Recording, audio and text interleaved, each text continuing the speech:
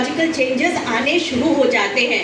और कई बार ज़्यादातर लड़कियों के बारे में मैं यही कहूँगी कि वो बिल्कुल अनभिज्ञ होती हैं, दे आर टोटली अनअवेयर कि ये चल क्या रहा है, सडनली ये क्या हो गया। एंड सॉरी टू से, कई लड़कियों को तो पता ही नहीं होता है किस तरह के। तो अगर हम मेंस्ट्रुएशन की बात करें, बड़ी दबी जबान में हम सब लोग बात करते हैं, क्योंकि मैं तो फैमिली प्लानिंग से जुड़ी हुई हूँ, तो मैं तो और अपना एक्सपीरियंस बता सकती हूँ कि मैं अपना परिचय।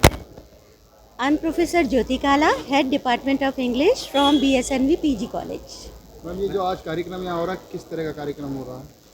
आज हम लोग एक नेशनल सेमिनार कर रहे हैं और इसमें भारत में महिलाओं के हेल्थ और हाइजीन पर बातचीत कर रहे हैं। ये टॉपिक हमने इसलिए सेलेक्ट किया है क्योंकि अभी भी हमारे समाज में महिलाएं अपनी बात खुल के नहीं रख पाती हैं। एक महिला की शारीरिक संरचना ऐसी होती है कि उसको एक बच्चे को जन्म देना है, माँ की भूमिका निभानी है, जिसके लिए उसके शरीर में कई प्रक्रियाएं होती हैं जो कि उसके न केवल शरीर पे बल्कि मानसिक स्थिति पर भी प्रभाव डालती हैं।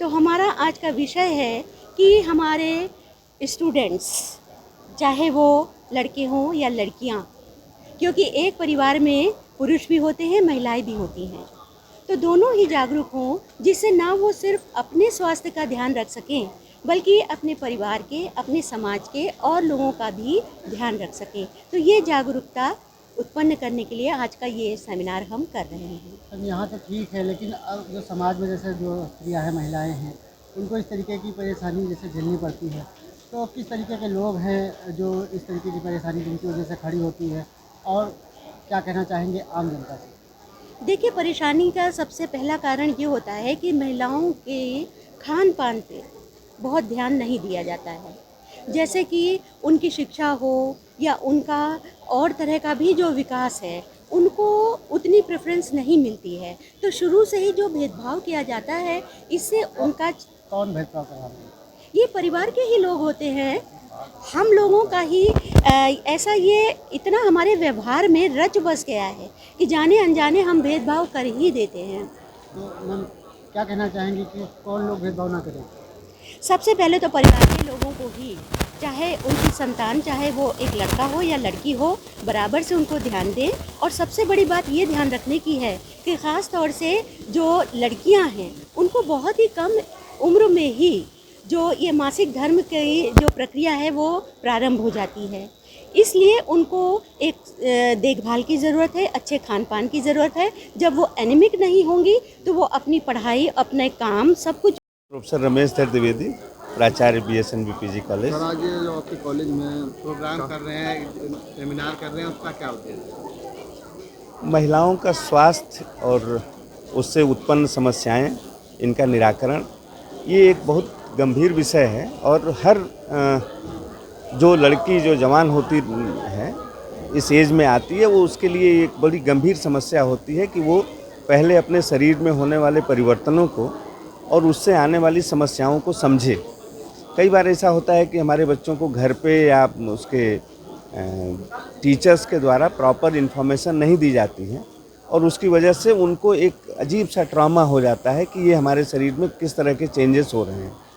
उन्हीं समस्याओं के निदान के लिए, उनको समझाने के लिए कि किस तरह से ये समस्याएं उत्पन्न होती हैं और इन समस्याओं को कैसे हम दूर कर सकते हैं, कैसे हम इनसे उबर सकते हैं, इन चीज़ों के लिए हमने इस तरह का एक सेमिनार रखा है, जिससे कि हमारी बच्चियों को सटीक जानकारी मिल सके। जिसमें हमने एक विशेषज्ञ को बुलाया हुआ है, और वो विशेषज्ञ बच्चों को, लड़कों को और लड़कियों को, दोनों को ही, क्योंकि लड़कियों में समस्या होती है और लड़कों के लिए वो ऑब्जेक्ट हो जाती हैं, तो लड़कों को भी ये सेंसिटिविटी डेवलप हो कि किस तरह से लड़कियों में ये परिवर्तन आते हैं और उन परिवर्तनों की वजह से उनको कितनी तकलीफ़ झेलनी पड़ती है। इन सारी चीज़ों की जानकारी बच्चों को हो और उसके बाद वो इस इशू को सेंसिटिव तरीके से ले सकें, इसके लिए कार्यक्रम हम लोगों ने रखा। मेरा नाम याशिका शर्मा है। मैं BA first year BSNV PG college की छात्रा हूँ। जो आपका सेमिनार है, उससे आपको कैसा लगा सब सुन के? और हम लोग को इस सेमिनार में बहुत सारी जानकारी दी गई। बहुत सारी ऐसी गर्ल्स भी हैं मेरे साथ की, बहुत सारी ऐसी लड़कियां हैं जो बहुत कतराती हैं इस टॉपिक को डिस्कस करने में, और अंदर हम लोग को उसी चीज़ को बताया जा रहा है और इतना नॉर्मल, उस चीज़ को इतना नॉर्मलाइज़ कर दिया जा रहा है ऐसी चीज़ों के दौरान कि किसी को भी मतलब मेरे ख्याल से शर्म नहीं आएगी आगे से किसी इस चीज़ के बारे में डिस्कस करने से। और मेरा यही सुझाव रहेगा अपनी सारी फ्रेंड्स को और बाकी और भी लोगों को कि कभी उन्हें शर्माना नहीं चाहिए इस चीज़ को डिस्कस करने में। और सभी लोगों से रिक्वेस्ट भी है कि जब भी कभी अगर ऐसी सिचुएशन हो तो मजाक क्रिएट करने से बेटर है कि हेल्प करी जाए और उनकी कंडीशन को समझा जाए। Thank you. अभिषेक वर्मा मेरा नाम है। और देखिए आज यहाँ पे एक सेमिनार हो रहा है, उससे क्या जानकारी है आपको? यहाँ पे सेमिनार हो रहा है वुमेन एंड हाइजीन के ऊपर, जो कि एक बहुत ही इम्पोर्टेंट विषय है, जिस पे डिस्कस करने के लिए जो लड़कियाँ होती हैं, जो कि टीनेजर्स होती हैं, जो माताएं होती हैं, वो डरती हैं, मतलब एक हाँ छुपाती हैं हर चीज़ के लिए, और उनको एक समाज में थोड़ा जागरूक करना चाहिए। उसके आपने यहाँ जो सीखा क्या हो जाके समाज उस तरह का आपने क्या सोचा आगे क्या करें लोगों की इस तरह से? इस सेमिनार से हम लोग लोगों को जागृत करेंगे कि इस विषय को हम लोग को सबके सामने रखना चाहिए, जो कि जिससे जो महिलाएं हैं और जो कि लड़कियां होती हैं उनको सही जानकारी हासिल हो।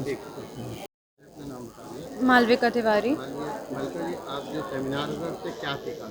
इससे बेसिकली जो भी in day to day life जो फीमेल्स जिस चीज़ से गुज़रती हैं, लाइक मेंस्ट्रुअल साइकिल हो गया, या इवन फैसिलिटीज़ सैनिटेशन की नहीं होती हैं, कई जगह वॉशरूम्स नहीं होते हैं, तो जो भी प्रॉब्लम्स हैं इन सब के बारे में बात होने के लिए ये सेमिनार पे फोकस है। जैसे कि आज हम लोग पढ़े लिखे समाज में रह रहे हैं, आज मोबाइल पर हर बच्चे के हाथ में मोबाइल है, फिर भी हम कैसे कहते हैं कि हम पिछड़े हैं? एक्चुअली अर्बन एरियाज़ में तो काफ़ी अवेयरनेस है, बट जब रूरल एरियाज़ की बात होती है तो वहाँ पे कोई भी ये चीज़ एकदम टैबू है, आप इसके बारे में बात नहीं कर सकते। मेल्स तो मतलब इस बारे में मतलब एक्नॉलेज भी नहीं करते कि ऐसी कोई चीज़ एग्जिस्ट करती है। आप लोग अब आगे क्या करें? मतलब एक्चुअली आजकल जब मल्टीमीडिया का इतना है तो हम लोग को और थोड़ी मूवीज़ जैसे बनी है, पैडमैन बना था एंड टॉयलेट बना था, ये सब मूवीज़ से काफ़ी हेल्प मिलता है, क्योंकि इवन अर्बन एरिया के पीपल्स को जब पता चलेगा कि रूरल में अभी भी वही है जो आज से मतलब कितने सालों से चल रहा है, तो they can help with it,